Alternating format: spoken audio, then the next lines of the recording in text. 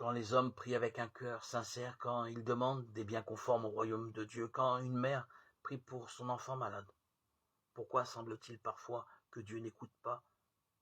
Pour répondre à cette question, il faut méditer calmement les évangiles. Les récits de la vie de Jésus sont remplis de prières. De nombreuses personnes blessées dans leur corps et dans leur esprit lui demandent de les guérir. Il y a ceux qui le prient pour un ami qui ne peut plus marcher. Il y a des pères et des mères qui lui amènent leurs garçons et leurs filles malades. Ce sont toutes des prières imprégnées de souffrance, comme un immense cœur qui invoque « Aie pitié de nous, Seigneur ».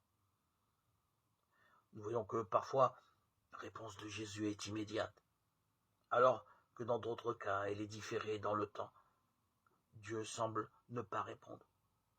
Pensons à la femme cananéenne qui supplie Jésus pour sa fille. Cette femme doit insister longuement pour être exaucée, Matthieu 15, 21-28. Elle a aussi l'humilité d'écouter une parole de Jésus qui semble un peu choquante.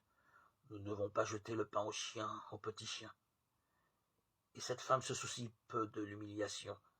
C'est la santé de sa fille qui importe. Et elle continue. Oui, mais justement, les petits chiens mangent ce qui tombe de la table, et cela a plu à Jésus. Le courage de la prière.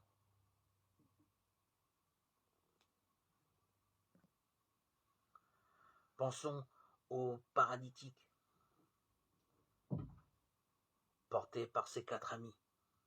Au début, Jésus pardonne ses péchés, et ce n'est que plus tard qu'il le guérit dans son corps. Marc 2, 1, 12. Ainsi, dans certaines occasions, la solution du problème n'est pas immédiate. Dans notre propre vie aussi, chacun de nous fait cette expérience. Ayons un peu de mémoire. Combien de fois avons-nous demandé une grâce, un miracle, disons-le ainsi, et rien ne s'est produit. Puis avec le temps, les choses se sont arrangées, mais à la manière de Dieu, la manière divine, pas selon ce que nous voulions à ce moment-là. Le temps de Dieu n'est pas notre temps.